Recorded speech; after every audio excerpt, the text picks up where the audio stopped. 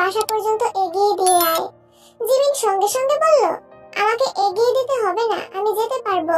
Jungkook রাশভারী কণ্ঠে বলল, জানি, কিন্তু তুমি যেহেতু আমাদের সাথে বেরিয়েছো তাই আমাদের উচিত তোমাকে বাসা পর্যন্ত পৌঁছে দেওয়া। সুগা যা। জিমিন আর কথা বাড়ালো না, সবার থেকে বিদায় নিয়ে নেমে গেল। গলির রাস্তায় সুগা আর জিমিন হাঁটছে। সুগা শান্ত স্বরে বলল, ঈদ মুবারক, ঈদ মুবারক। কারো মুখে কোনো কথা নেই। বাসার কাছাকাছি আসতেই সুগা পকেট থেকে টাকা বের করে জিমিনের দিকে এগিয়ে দিয়ে বলল, এটা তোমার সালামি, নাও।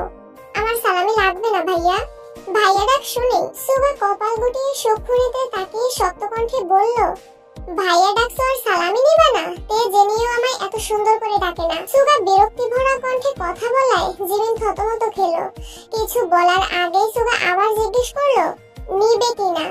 জিমিন চুপচাপ সালামি নিয়ে সুগার দিকে তাকিয়ে মৃদু স্বরে বলল, সালামি নিলে সালাম করতে হয়, আপনাকে সালাম করি।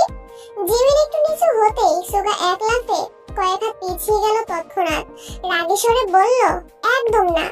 সুগার এমন কাণ্ডে জিমিন ভেবাচাকা খেলো। খানিক বাদে জিমিন হাসতে হাসতে এক পা এগোতেই সুগা গাড়ির দিকে ছুটলো। জিমিন দাঁড়িয়ে থেকে একা একা কিছুক্ষণ হাসলো, তারপর বাসার দিকে চলে গেল। সুগাকে দৌড়ে আসতে দেখে জাঙ্কু গম্ভীর কণ্ঠে জিজ্ঞেস করলো, কি হয়েছে তোর? কিছু না। বাসা পর্যন্ত দিয়ে আসছিস? না। জাঙ্কু তের দিকে তাকিয়ে বলল, কল দিয়ে জিজ্ঞেস কর বাসায় পৌঁছেছে কিনা। তে জিমিনকে কল দিতেই জিমিন সালামি আর সালামের ঘটনা বলল। তে হাসতে হাসতে ফোন কেটে দিয়েছে। সুগার স্বভাবই এমন, সালামি দেওয়ার দায়িত্ব, তাই সকালবেলা ছোটদের সালামি দিয়ে দেয়। তবে কেউ তাকে সালাম করতে আসলেই সে ছুটে পালায়। আগে প্রায় সময়ই তো সালাম করার জন্য সুগার পিছু পিছু সারা বাড়ি ছুটতো, কিন্তু এখন আর তা করে না। জিমিন জানতো না, কিন্তু সুগার এক্সপ্রেশন দেখে সে না হেসে থাকতে পারেনি। তে কল কেটে হাসতে হাসতে বলল, বাসায় পৌঁছেছে। হাসছিস কেন? এমনি। সুগা মনে মনে বিড়বিড় করে বলল, এই কথাটাও বোনকে বলে দিতে হয়? আবারও আওড়ালো, বোনের বান্ধবীকে পটানোর আগে বোনকেই পটাতে হবে। জাঙ্কুক সুগার দিকে তাকালো। কিছু একটা কাহিনী করেছে সেটা ঠিকই বুঝেছে জাঙ্কুক, তবে কি করেছে সেটা বুঝতে পারছে না। সে সময় তেমন পাত্তা না দিয়ে বাসায় আসছে, ফ্রেশ হয়ে সবার সাথে খেতে বসেছে। পেট যতই ভরা থাকুক, যতই ঘোরাঘুরি করে আসুক না কেন, ঈদের দিন দুপুরে সবাই একসঙ্গে বসে খেতে হবে, এটাই এই বাড়ির নিয়ম। টিম নামজনরা জাঙ্কুকদের জন্য অপেক্ষা করছিল। জাঙ্কুকরা আসতেই খাওয়া দাওয়ার পর্ব শুরু হলো। অন্যান্য দিন বাড়ির বউরা না বসলেও ঈদের দিন অন্ততপক্ষে সবার সাথে বসতে হয়। খাওয়া শেষে সবাই সবার মতো রেস্ট নিতে চলে গেছে। আজ রাতে ফুপ্পিদের কিম বাড়িতে দাওয়াত দেওয়া হয়েছে। বিকেলের পর থেকে সেই আয়োজনে ব্যস্ত সবাই। কিম নামজুন আর সোবিন সোফায় বসে আছেন। বেকুইন বন্ধুদের সাথে দেখা করতে চলে গেছে। জাঙ্কুক সুগা দুজনেই বাড়িতে। ঈদের দিন সুগা সচরাচর বন্ধুদের সাথে দেখা করে না, তাই বিকেলের দিকে সোবিনের দেওয়া ড্রেসটা পরেছে। গাঢ় সবুজ রঙের গর্জিয়াস ড্রেস, চুলে একটা স্টোনের মুকুট পরেছে, পেছন দিয়ে চুলগুলো ছাড়া একদম রানীর মতো লাগছে। আত্মীয় স্বজন বেড়াতে আসলে তে যিনি যথাসাধ্য কাজ করলেও আজ তারা কিছুই করছে না। বিশেষ করে তে ডাইনিং থেকে একটা চেয়ার নিয়ে ড্রয়িং রুমের মাঝখানে রেখে পায়ের উপর পা তুলে বসে আছে। দু হাতের কোণে অব্দি মেহেদি দেওয়া, ম্যাচিং করা সবুজ কাঁচের চুড়িও পরনে। এক হাতে একটু পরপর চুল ঠিক করছে, আর জেনি লিমিনহুর সাথে বকবক করছে। এর ক্ষুধা লাগলে লিমিনহুকে এটা সেটা দিতে বলে, কারণ সে এই ড্রেস পরে কোনোভাবেই রান্নাঘরে যাবে না। জাঙ্কুক ঘুম থেকে উঠে বারান্দা থেকে তের ভাবভঙ্গি দেখে নিঃশব্দে হাসছে। অতঃপর শান্ত স্বরে বলল, তোকে সারা জীবন রাজরানীর মতো যত্নে রাখার তৌফিক আল্লাহ যেন আমাকে দেন। জাঙ্কুক নিচে আসতেই কিম নামজন ধীর কণ্ঠে ডাকলেন, জাঙ্কুক। জি আব্বু। তুমি কি অ্যাকাউন্ট থেকে টাকা তুলেছো? জি। কেন? একটু দরকার ছিল, কিছুদিনের মধ্যেই রেখে দিব। কিম নামজন তপ্ত স্বরে বললেন, আমি রাখার কথা বলিনি জাঙ্কুক, এটা তোমার অ্যাকাউন্ট, তোমার যখন ইচ্ছে টাকা তুলবে, কিন্তু টাকাটা কেন তুলেছো সেটা আমার জানা প্রয়োজন। যিনি আস্তে করে বলল, ভাইয়া আমাদের অনেক টাকা সালামি দিয়েছে বড় আব্বু। কিম নামজন গুরুভারী কণ্ঠে বললেন, এখানে হাজারের কথা হচ্ছে না মা, লাখের কথা হচ্ছে, তাও 4-5 লাখ নয়। তুমি যাও এখান থেকে। জাংকুক নিশ্চুপ দাঁড়িয়ে আছে। জাংকুকের নিস্তব্ধতা কিম নামজুন সহ্য করলেও সোবিন সহ্য করতে পারলেন না।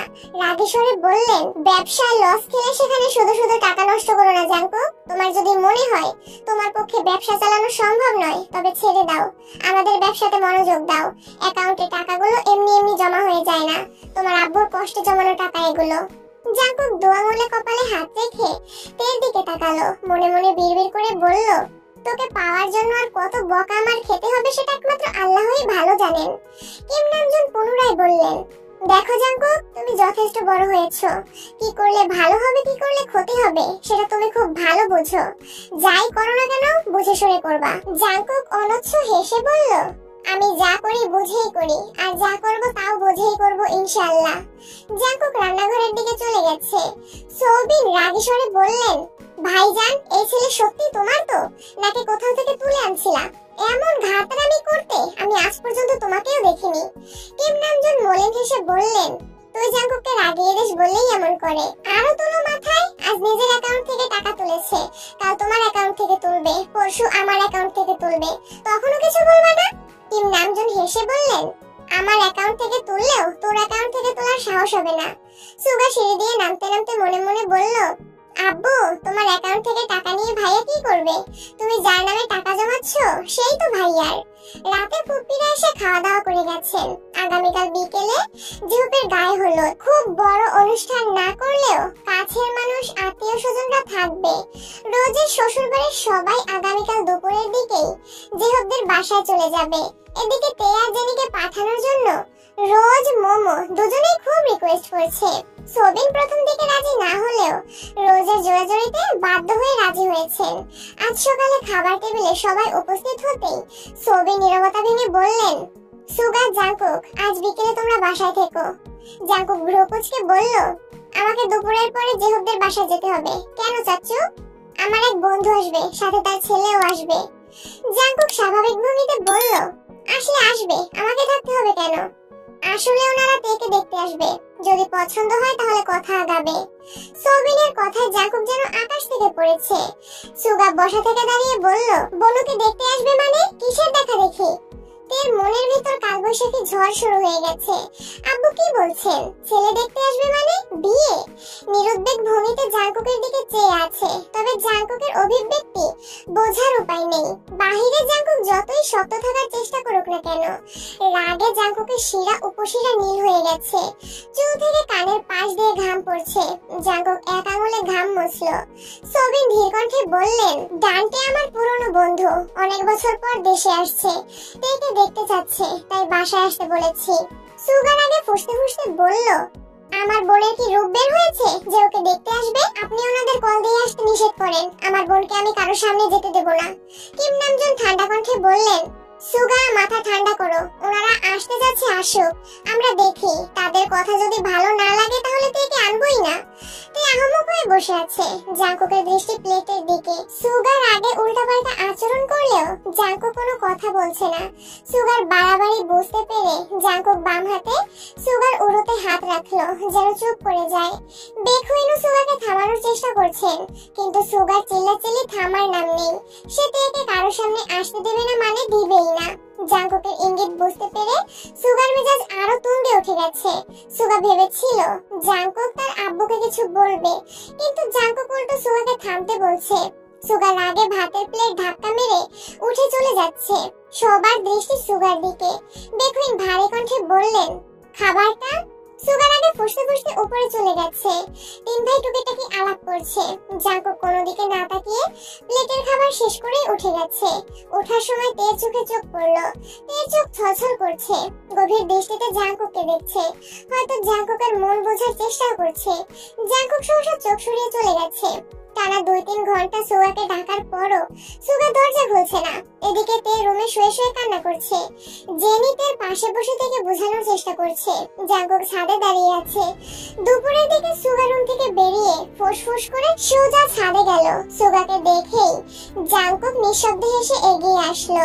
জাংকুকের হাসি দেখে সুগার আগে কটমট করে বলল, তুমি আমার বোনকে বিয়ে করবা নাকি করবা না? জাংকুক সুগাকে আলতোভাবে জড়িয়ে ধরে পিঠে আস্তে করে চাপড় মেরে বলল, এত মাথা গরম করলে কিভাবে হবে ভাই? তুই তো জানিস তোর বোনকে ছাড়া আমি চোখে ঝাপসা দেখি। আব্বু এসব কি শুরু করেছে? তুমি কিছু বলনি কেন? তোর বাপের চোখে আমি বহু বছরের জেল খাটা আসামি। আমি যাই বলতে যাব উনি তার উল্টো মিনিং বের করবেন। তার থেকে চুপ থাকাই শ্রেয়। তার মানে বিকেলে তারা বোনকে দেখতে আসবে? জাঙ্কুক ঠোঁট বেঁকিয়ে হেসে বলল, বাসায় কে আসলো কে গেল তাতে আমার মাথা ব্যথা নেই, তবে আমার সম্পত্তির দিকে নজর দিতে গেলে আগে আমার সাথে তাকে বসতে হবে। সুগা ভ্রুকুচকে তাকিয়ে আছে।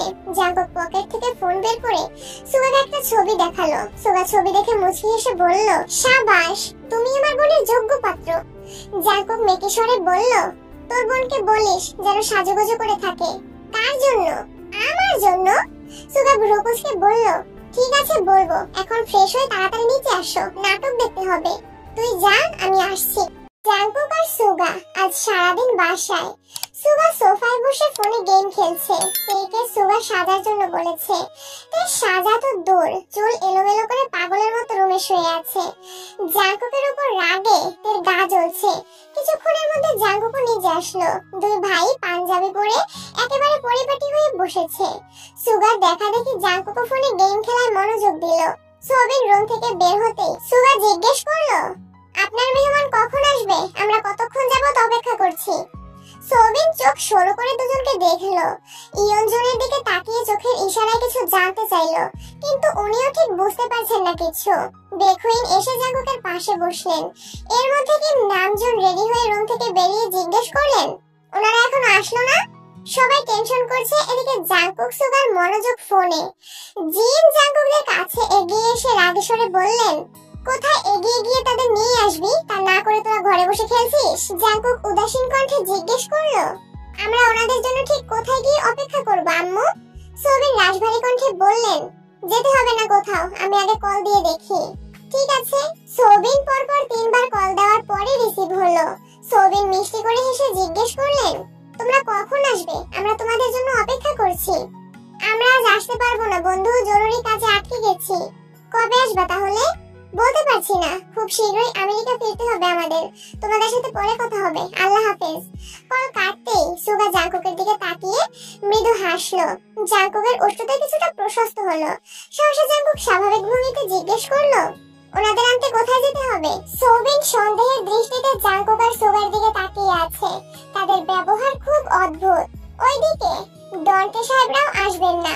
সোবিন কিছুক্ষণ ভেবে গুরুভার কণ্ঠে বললেন, তোমরা যে যার কাজে যেতে পারো। সুগা বসা থেকে উঠতে উঠতে জেনিকে বলল, এই জেনি, বনুকে বল তাড়াতাড়ি রেডি হতে, আর তুইও তাড়াতাড়ি রেডি হয়ে নে, জেহব ভাইয়ের গায়ে হলুদে যেতে হবে। কিম নামজন আস্তে করে বললেন, রাতে থাকার দরকার নেই, প্রোগ্রাম শেষ হলে বাসায় চলে এসো। আচ্ছা।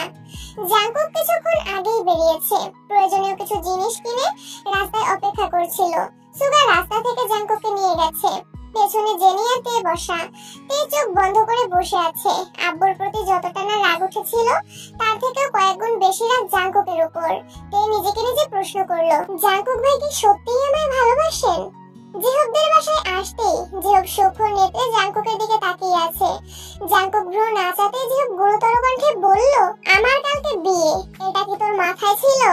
থাকবে না কেন? জেনে শুনে এত বড় রিস্কে আমায় পাঠিয়ে দিলি যে?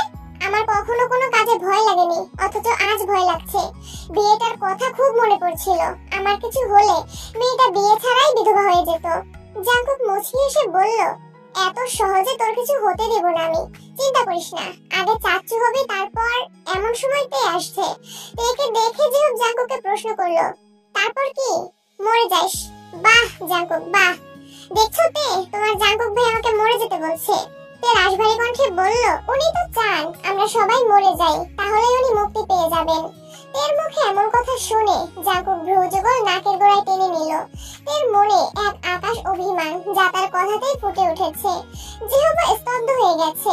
এর মধ্যে রোজ এসে বলল, তে চলো তোমাকে শাড়ি পরিয়ে দেই। না আপু, শাড়ি পরার মতো মন মানসিকতা আমার নেই। কেন, কি হয়েছে? তে ঢোক গেলে আকুল কণ্ঠে বলল, হয়তো খুব শীঘ্রই আমার বিয়ের দাওয়াত পাবে। রোজ ভ্রু কুঁচকে চেয়ে আছে। তে চোখ মুছে জেনির পাশে সোফায় গিয়ে বসলো। জেহব রোজকে ইশারা দিতেই রোজ ভেতরে চলে গেছে। জাঙ্কুক সোফার কাছে গিয়ে গম্ভীর কণ্ঠে বলল, জেনি তুই ভেতরে যা, জেনি সঙ্গে সঙ্গে উঠে গেছে। জাঙ্কুকের পাশে বসে মোলায়েম কণ্ঠে বলল, কি হয়েছে তোর? এত অভিমান করেছিস কেন? তে চোখ দিয়ে টুপটুপ করে পানি পড়ছে। তে দু হাতে বারবার চোখ মুছছে। জাঙ্কুক আবারও জিজ্ঞেস করলো, কথা বলবি না? তে কাঁদতে কাঁদতে বলল, মেয়েদের আপন বলতে কেউ থাকে না। যদি কখনো কাউকে আপন মনে হয় তবে তার সঙ্গেই না হয় কথা বলবো। জাঙ্কুক দুর্বোধ্য দৃষ্টিতে তের ক্রন্দনরত দৃষ্টতায় চেয়ে আছে। তের নিরন্তর কান্নায় জাঙ্কুকের হৃদয় ভেঙে চুরে তছনছ হয়ে যাচ্ছে। তবুও নিজেকে নিয়ন্ত্রণ করে শান্ত স্বরে বলল, নিষ্করণ এই পৃথিবীতে হয়তো কেউ আছে যে তোকে তার পৃথিবী মনে করে, তবে স্বামীত্বে তার মন অনুরোচিত হয়। খুঁজে দেখিস তার আশেপাশে এমন কেউ আছে যে তার কণ্ঠস্বর শোনার জন্য প্রতিনিয়ত ছটফট করে। চিৎকার করে বললেই কেউ কারো আপন হতে পারে না। তে কাছে আর বিড়বিড় করে বলছে, সেই কেউটা কি সারা জীবন কেউ হয়েই থাকবে? জাঙ্কুক মৃদু হেসে বলল, হয়তো না, সময় হলে ঠিকই আপন করে নেবে। তে আর চোখে জাঙ্কুককে দেখে তাচ্ছিল্যের স্বরে বলল, হ্যাঁ, তবে আমাকে নয়, আমার লাশটাকে। জাঙ্কুক তেজপূর্ণ কণ্ঠে চিৎকার করলো, একটা থাপ্পড় মারবো তোকে। কথাটা বলতে বলতে হাত উপরে তুললো জাঙ্কুক। ক্রুদ্ধ আঁখিতে চাইলো তের অভিমুখে। ক্রোধে জাঙ্কুকের নাকের ডগা ফুলে উঠেছে। তে কিছুটা সরে গিয়ে তাকালো জাঙ্কুকের দিকে। ভয়ে হাত পা ঠান্ডা হয়ে যাচ্ছে। জাঙ্কুক সঙ্গে সঙ্গে হাত নামিয়ে নিল। তের ভুরু কুঁচকে ভেজা কণ্ঠে বলল, থামলে কেন? এখন থাপ্পড় দিলে অনুভব করতে পারবো, লাশ হয়ে গেলে তো আর পারবো না। দিন। জাঙ্কুক আবারও চিৎকার করলো, কে? জাঙ্কুক উঠে পাশে থাকা একটা কাঠের চেয়ারে শরীরের সর্বশক্তি দিয়ে লাথি মেরে রুম থেকে বেরিয়ে গেছে। তে কিছুক্ষণ সে পথে নিশ্চুপ চেয়ে রইল। তারপর সোফার উপর দুপা তুলে হাঁটুতে মুখ লুকিয়ে বসে আছে। তে এখানে আসতে চাইছিল না, কিন্তু সুগা জোর করে নিয়ে আসছে। এখানে আসার পর থেকে সুগা, বোগাম আর কাই আড্ডায় মগ্ন হয়ে আছে। 10 মিনিটও হয়নি জাঙ্কুক এক গ্লাস শরবত নিয়ে আসছে। তের মাথায় হাত রাখতেই তে আটকে উঠে তাকালো। জাঙ্কুক পাশে বসে শান্ত স্বরে বলল, শরবতটা খান। তে শক্ত কণ্ঠে বলতে চাইলো, খাবো না, কিন্তু জাঙ্কুকের আগ্নেয়গিরির লাভার ন্যায় লাল বর্ণের দু চোখে চোখ পড়তেই ভয়ে আর কিছু বলল না। শরবতের গ্লাস নিয়ে ঢকঢক করে গ্লাস ভর্তি শরবত শেষ করে ফেললো। জাঙ্কুক ধীর হস্তে তের দু চোখ মুছে ঠান্ডা কণ্ঠে বলল, গায়ে হলুদের প্রোগ্রামে এসে এভাবে কাঁদলে মানুষ উল্টাপাল্টা ভাববে। এখন শান্ত হ, কিছুক্ষণ রেস্ট নে, পরে বাসায় গিয়ে আবার কাঁদিস। তে আপন কণ্ঠে শুধালো, আমি কাঁদলে আপনার বুঝি খুব ভালো লাগে? জাঙ্কুক মনে মনে আওড়ালো, তোর চোখে পানি দেখলে কলিজা ফেটে যায় আমার। জাঙ্কুক এক পলক তের দিকে তাকিয়ে উঠে চলে যাচ্ছে। তে মলিন কণ্ঠে জিজ্ঞেস করলো, কিছু বললেন না? জাঙ্কুক কোনো উত্তর না দিয়ে বেরিয়ে গেছে। জাঙ্কুকের এমন আচরণে তের বড্ড অভিমান হলো। জাঙ্কুক বেরিয়ে যেতেই রোজ, মোমো, জেনি একে একে ডেকে গেছে, কিন্তু তেকে এক চুলও নড়াতে পারেনি। জাঙ্কুক বাসা থেকে বেরিয়ে কোথায় যেন চলে গেছে। জিহব ফোনের পর ফোন দিচ্ছে। আগামীকাল জিহবের বিয়ে, কোথায় একটু আনন্দ করবে, কিন্তু বন্ধুর জন্য তারও উপায় নেই। 1 ঘন্টা পেরিয়ে যাচ্ছে, জাঙ্কুক ফোন ধরছে না, বাসায়ও ফিরছে না। জিহব, বোগাম, সুগা একের পর এক কল দিয়েই যাচ্ছে, কারো কলই রিসিভ করছে না জাঙ্কুক। তে চুপচাপ বসে বসে সবার কর্মকাণ্ড দেখছে। মনের ভেতরে ভয় হচ্ছে ঠিকই, কিন্তু সে কল দেবে না বলে জেদ ধরে বসে আছে। প্রায় 1.5 ঘন্টা পর জাঙ্কুক বৃষ্টিতে অর্ধেক ভিজে বাসায় আসছে। জাঙ্কুককে দেখে জিহব হুঙ্কার দিয়ে উঠলো, কোথায় গেছিলি তুই? তোর গেস্টদের সাথে দেখা করতে। ফোন ধরে বলা যাইতো না তোর যন্ত্রণায় কি বিয়েটাও করতে পারবো না? জাঙ্কুক মলিন হেসে বলল, সরি। জিহব এবার গলার স্বর নিচু করে জিজ্ঞেস করলো, কি হয়েছে জাঙ্কুক? আরে কিছু হয়নি। জাঙ্কুক রুমে ঢুকতেই তের দিকে এক পলক তাকালো। জাঙ্কুককে রুমে ঢুকতে দেখেই তে পা নামিয়ে স্বাভাবিকভাবে বসেছে। জাঙ্কুক একটা চেয়ার টেনে এক পাশে বসে পড়েছে। মোমো তাড়াতাড়ি করে একটা টাওয়াল নিয়ে আসছে। জাঙ্কুকের অর্ধেক শরীর ভেজা। মোমো স্বাভাবিক স্বরে বলল, নাও মাথাটা মোছো, আমি বোগাম ভাইয়ের একটা শার্ট নিয়ে আসি। জাঙ্কুক গম্ভীর কণ্ঠে বলল, টাওয়াল, শার্ট কিছুই লাগবে না আমার। মোমো ভ্রুকুচকে ভারী কণ্ঠে বলল, এমনিতেই ভিজে আসছো, আবার মাথাও মুছতেছো না, পরে কিন্তু সর্দি লেগে যাবে। জাঙ্কুক ভাবুক স্বরে বলল, তারপর কি নিউমোনিয়ায় আক্রান্ত হয়ে মরে যাব? মোমো কপট রাগ দেখিয়ে বলল, বাজে কথা বলো কেন, নাও মাথা মুছো। জাঙ্কুক ভারী কণ্ঠে বলল, মরে গেলে মাথা মুছে কি করব, নিয়ে যা টাওয়েল। তে তড়িৎ বেগে বসা থেকে উঠে টাওয়েল নিয়ে শক্ত কণ্ঠে বলল, মোমো একটা শার্ট নিয়ে আসো। মোমো শার্ট আনতে চলে গেছে। তে জাঙ্কুকের চুল মুছতে মুছতে রাগী স্বরে বলল, আমি কাউকে মরে যেতে বলিনি। এমন সময় জিহুক ওদের ডাকতে ডাকতে রুমে আসছে। এই দৃশ্য দেখে দুহাতে মুখ লুকিয়ে ঠাট্টার স্বরে বলল, আমি মনে হয় ভুল রুমে চলে আসছি, এখন কি করব? জাঙ্কুক তপ্ত স্বরে বলল, মাফ চা। তে জাঙ্কুককে থামিয়ে স্বাভাবিক কণ্ঠে বলল, আপনি ঠিক রুমেই এসেছেন, ভিতরে আসুন। জিহুক ঠাট্টার স্বরে আবারও বলল, বন্ধু আমার ভুল হয়ে গেছে, মাফ করে দিস। জিহুক বিড়বিড় করতে করতে রুমে আসলো। যে জীবনে এমন যত্ন পেলাম না, সেই জীবনের প্রতি ধিক্কার জানাই। তে টাওয়াল সরিয়ে আবারও সোফায় গিয়ে বসলো। এই রুমে কোনো মানুষজন নেই। গায়ে হলুদের মঞ্চ ভেতরের দিকে একটা বড় রুমে করা হয়েছে। আত্মীয় স্বজন এমনকি সুগারাও মঞ্চের কাছেই আড্ডা দিচ্ছে। তে ভালো লাগছিল না বলে এই রুমে এসে বসেছিল। এর জন্য জাঙ্কুকও এই রুমেই এসে বসেছে। জিহুক মঞ্চে যায়, আবার একটু পর পর জাঙ্কুক তেকে নিতে আসে। মোমো বোগামের একটা শার্ট তেকে দিয়ে চলে গেছে। তে শার্ট এগিয়ে দিয়ে স্বাভাবিক কণ্ঠে বলল, এটা পরে আসুন। শার্ট পরে কি হবে, মরে গেলে তো লাশই হয়ে যাব। তে এবার অগ্নি দৃষ্টিতে তাকালো। এর ইচ্ছে করছিল জাঙ্কুকের মুখ চেপে ধরতে, কিন্তু পারলো না। যে হোক রুমে থেকে বেরিয়ে যেতে যেতে রাগী স্বরে বলল, 5 মিনিটের মধ্যে তোদের নাটক শেষ করে যদি ভেতরে না আসিস, তাহলে তোদের দুটোকে মেরে আমি কাল জেলে চলে যাব। তে মৃদু হেসে বলল, তাহলে আয়ু আপু কি করবে? কি আর করবে, জেলখানার বাইরে বসে কাঁদবে। তোমরা তো আর কোনো উপায় রাখতেছো না। জাঙ্কুক গম্ভীর কণ্ঠে বলল, মুখটা বন্ধ করে যা, আমরা আসতেছি। জাঙ্কুক পাঞ্জাবি খুলে সেকেন্ডের মধ্যে শার্ট পরে ফেলেছে। তে জাঙ্কুকের ভেজা পাঞ্জাবি হাতে নিয়ে কপাল গুটিয়ে প্রশ্ন করল, আপনি কোথায় গিয়েছিলেন আর এত ভিজলেন কিভাবে? জাঙ্কুক সরুরেতে তাকিয়ে মৃদু হেসে বলল, তোর না হওয়ার শ্বশুর আর তার ছেলেটাকে দেখতে গিয়েছিলাম। জাঙ্কুক রুম থেকে বেরিয়ে যাচ্ছে। তে নিঃশব্দে হেসে প্রশ্ন করল, পছন্দ হয়েছে? জাঙ্কুক ঘাড় ঘুরিয়ে চাপা স্বরে বলল, খুব। তে মিটি মিটি হাসছে। এতক্ষণ যাবৎ মনের কোণে জমে থাকা অভিমানগুলো মুহূর্তেই গায়েব হয়ে গেছে। বিকেলে মেহমান না আসার কারণটা তে এখন খুব ভালোভাবে বুঝতে পেরেছে। চোখ মুখ মুছে ঠোঁটে প্রশান্তির হাসি নিয়ে মঞ্চে গেল। জেনি থেকে দেখে জিজ্ঞেস করলো, মন ভালো হয়েছে তোমার? এখন কিভাবে ভালো হলো?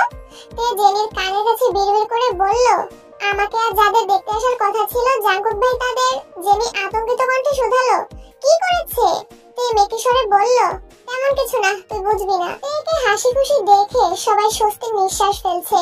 ফুপি আগেও কয়েকবার তের কাছে যেতে চেয়েছিল, কিন্তু রোজ যেতে দেয়নি, কারণ ফুপি তেকে বোঝাতে গেলে দেখা যাবে দুজনেই কেঁদে একাকার অবস্থা করে ফেলবে। ছেলে শ্বশুর বাড়িতে এসে শাশুড়ি কাঁদছে, বিষয়টা আত্মীয়রা ভালো চোখে নেবে না, তাই রোজ ওনাকে তের কাছে যেতে দেননি। প্রায় 2-3 ঘন্টা গায়ে হলুদের প্রোগ্রাম চলছে। বাইরে ঝুম বৃষ্টি হচ্ছে, সাথে বজ্রপাত। কিম নামজুন জাঙ্কুককে কল দিলেন। জাঙ্কুক রিসিভ করে বলল, হ্যাঁ আব্বু বলো, কি করছো? এখন খাবো, খেয়েই বের হবো। কিম নামজুন ঠান্ডা কণ্ঠে বললেন, যদি থাকার সমস্যা না থাকে তাহলে আজ রাতটা ওখানেই থাকো। দিনের অবস্থা খুবই খারাপ, কখন কোন অঘটন ঘটে বলা যায় না, আজ আসার দরকার নেই। আচ্ছা ঠিক আছে। জাঙ্কুক সবাইকে জানিয়ে দিয়েছে। গভীর রাতে সবাই একসঙ্গে খেতে বসেছে। তের প্রচন্ড মাথা ব্যথা করছে। সারাদিন যাবৎ কাঁদতে কাঁদতে এখন মাথার ব্যথায় চোখ মেলতে পারছে না, খেতেও ইচ্ছে করছে না। জাঙ্কুকের জোড়াজড়িতে কোনো রকমে অল্প খাবার খেয়ে ওষুধ খেয়ে ঘুমিয়ে পড়েছে। তে জেনি মোমো সবাই এক রুমে শুয়েছে। মাঝরাতে কারো কান্নার শব্দে হঠাৎ করে তের ঘুম ভেঙে গেছে। একই অপরিচিত জায়গা, আশেপাশে সব অন্ধকার, কান্নার শব্দ ধীরে ধীরে বাড়ছে। মনে হচ্ছে কোনো ছেলে কাঁদছে। তের মনে আতঙ্ক আর কৌতূহল দুটোই বাসা বেঁধেছে। ধীরে ধীরে শোয়া থেকে ফ্লোরে পা রাখতেই কোনো মানুষের পায়ে পা লাগলো। অমনিতে লাফ দিয়ে উঠেছে। তারপরে মনে পড়লো জেহব ভাইয়ের 2-3টা কাজিন রাতে এই রুমে শুয়েছিল। তে ভয়ে ভয়ে রুম থেকে বের হলো। 2টা রুম পরে একটা রুমে আলো জ্বলছে, সেটা সোফার রুম, আর সেই রুম থেকে কান্নার শব্দ আসছে। তে বুক ফুলিয়ে শ্বাস ছেড়ে নিজেকে ধাতস্থ করে পা বাড়ালো সেই রুমের উদ্দেশ্যে। যত এগিয়ে যাচ্ছে পুরুষালী কণ্ঠের কান্নার শব্দ তত বেশি তীব্র হচ্ছে। আশেপাশে 2-1 চাপা স্বর ভেসে আসছে। তের রুমের দরজায় দাঁড়াতেই চমকে উঠলো। ফুপি সোফায় বসে আছেন। জাঙ্কুক ফ্লোরে হাঁটু গেড়ে বসে ফুপির উড়োতে মাথা রেখে হাউমাউ করে কাঁদছে। জাঙ্কুকের এক পাশে সুগা, অন্য পাশে বোগাম ফ্লোরে বসে জাঙ্কুকে শান্ত করার চেষ্টা করছে। ফুপি জাঙ্কুকের মাথায় হাত বুলিয়ে দিচ্ছে আর জাঙ্কুক অঝরে কাঁদছে। রোজ বোগামের পাশে সোফায় বসা। হঠাৎ দরজায় তেকে দাঁড়ানো দেখে রোজ হিমশীতল কণ্ঠে ডাকলো, তে তুমি এখানে? তের দৃষ্টি জাঙ্কুকের পানে, তের বুকের ভেতরটা ছলাৎ ছলাৎ করছে। জাঙ্কুক ভাই কিভাবে কাঁদতে দেখে কাদম্বিনীর দম বন্ধ হয়ে আসছে, হৃদস্পন্দন থেমে গেছে। রোজের মুখে তের নাম শুনে জাঙ্কুক সহ সবাই আটকে উঠলো। তের রুমে ঢুকতে ঢুকতে আর্তনাদ করে উঠলো। কি হয়েছে ওনার? জাঙ্কুক চোখ মুছে সঙ্গে সঙ্গে রুম থেকে বেরিয়ে গেছে। জাঙ্কুকের পেছন পেছন সুগাও বেরিয়েছে। তে আবারও জিজ্ঞেস করলো, জাঙ্কুক ভাই কি হয়েছে ফুপ্পি? উনি কাঁদছিলেন কেন? ফুপ্পিও ভেতরে ভেতরে কাঁদছেন। বোগাম স্বাভাবিক কণ্ঠে বলল, তেমন কিছু হয়নি, এমনি খারাপ লাগছিল। তোমার না মাথা ব্যথা? যাও ঘুমাও গিয়ে। তো এবার ফুপ্পিকে দেখছে, আর একবার বোগাম ভাইকে দেখছে, আর রোজাপুকে দেখছে। বোগাম আবারও বলল, ঘুমাতে যাও তে। রোজের চোখে চোখ পড়তেই সেও ইশারা দিল। তে আবারও এসে রুমে শুয়েছে, কিন্তু কোনোভাবেই ঘুম আসছে না। চোখের সামনে বারবার জাঙ্কুকের কান্নারত মুখমণ্ডল ভেসে উঠছে। মনের আকাশ আমাবস্যার ন্যায় ঘুটঘুটে অন্ধকার হয়ে গেছে। কোথাও এক বিন্দু আলোর ছিটে ফোটাও নেই। জাঙ্কুক কেন কাঁদছিল? কি হয়েছে? কিছুই বুঝতে পারছে না। বুকের ভেতর ভীষণ রকমের যন্ত্রণা হচ্ছে। রুমে অফুরন্ত বাতাস থাকার সত্ত্বেও তে বুক ভরে নিঃশ্বাস নিতে পারছে না। মনে হচ্ছে কিছু একটা গলা চেপে ধরে আছে। এপাশ ওপাশ হাঁসফাঁস করতে করতে তে আবারও ঘুমিয়ে পড়েছে। সকালে নাস্তা করেই জাঙ্কুকরা বাসার উদ্দেশ্যে বেরিয়ে পড়েছে। সুগা গাড়ি চালাচ্ছে, জাঙ্কুক চোখ বন্ধ করে পাশের সিটে বসে আছে। তে জাঙ্কুককে জিজ্ঞেস করার সুযোগ খুঁজছে, কিন্তু কোনোভাবেই পাচ্ছে না। জাঙ্কুক আর সুগা বাসায় এসে শাওয়ার নিয়ে রেডি হয়ে দুপুরের দিকে আবারও বেরিয়েছে। রুমে শুয়ে বসে কোনোভাবেই মন টিকছে না তের। জিমিনকে কল দিয়ে কিছুক্ষণ কথা বলেছে, তবুও মন স্থির হচ্ছে না। তে নিচে আসতেই কিম নামজুন জিজ্ঞেস করলেন, তোমরা বিয়েতে যাওনি? তে আস্তে করে বলল, যেতে ইচ্ছে করছিল না। শরীর খারাপ? না। কিম নামজুন থেকে খানিক দেখে মোলায়েম কণ্ঠে বলল, কি নিয়ে এত দুশ্চিন্তা করো? দুশ্চিন্তা করি না বড় আব্বু। কিম নামজুন ধীর কণ্ঠে বললেন, আম্মু এক কাপ চা করে দিতে পারবে? এখনই নিয়ে আসছি। আমি চিনি কম খাই। জানি বড় আব্বু। তে কিছুক্ষণের মধ্যেই এক কাপ চা নিয়ে আসছে। কিম নামজুন এক চুমুক চা খেয়ে হেসে বললেন, মাশাআল্লাহ, চা খুব ভালো হয়েছে। তে মাথা নিচু করে বিড়বিড় করে বলল, চা ভালো না লাগলে সত্যি কথা বলতে পারেন, আমি কিছু মনে করব না। বসো। তে চুপচাপ পাশের সোফায় মাথা নিচু করে বসেছে। কিম নামজুন ভারী কণ্ঠে বললেন, শোনো, কোনো কিছু ভালো না লাগলে আমি যেমন সরাসরি বলতে পারি, তেমন ভালো হলে প্রশংসাও করতে পারি। চাটা সত্যিই ভালো হয়েছে। তার থেকেও বড় বিষয়, তোমার বড় আম্মুর সাহায্য ছাড়া তুমি প্রথমবার আমার জন্য এত ভালো চা করেছো, তার জন্য ধন্যবাদ। আপনাকেও ধন্যবাদ বড় আব্বু। আম্মু তোমার কি মন খারাপ? বড় আব্বুর ধীর কণ্ঠে বলা কথাতে তের মন গলে গেছে। চোখ ছলছল করছে, মাথা তুলে তাকাতে পারছে না। ঠোঁটে জোর করে ধরে রাখা মিথ্যা হাসিটা আর ধরে রাখতে পারছে না। তে ঢোক গিলে শীতল কণ্ঠে বলল, না। তে আর বসে থাকতে পারলো না। চিবুক নামিয়ে সিঁড়ি দিয়ে উঠে নিজের রুমে চলে গেছে। গত রাত থেকে অস্থির হয়ে থাকা মনটা ক্ষণে ক্ষণে কেঁপে উঠছে। জাঙ্কুক আর সুগা বেশ রাত করে বাসায় ফিরেছে। ততক্ষণে সবাই গভীর ঘুমে আচ্ছন্ন। জাঙ্কুক সকালে উঠেই কোথাও বেরিয়েছে। আজ জাঙ্কুকদের বাসার সবার দাওয়াত। তে যেতে না চাইলেও সবার জোরাজোরিতে বাধ্য হয়ে যাচ্ছে। তে দূর থেকে আয়ু আপুকে দেখছে। মেয়েটাকে রোজাপুর বিয়েতে দেখেছিল, তখন সে জিহব ভাইয়ের প্রেমিকা ছিল। আজ সে বউ বেশে বসে আছে। তে মনে মনে আওড়ালো, পূর্ণতা পাওয়া ভালোবাসাগুলো একটু বেশি সুন্দর। জিহব ভাইয়ের 7 বছরের ভালোবাসা আজ পূর্ণতা পেয়েছে। কত ঝড় ঝাপটা পেরিয়ে ওনারা এক হতে পেরেছেন, এটা শুধু ওনারাই জানেন।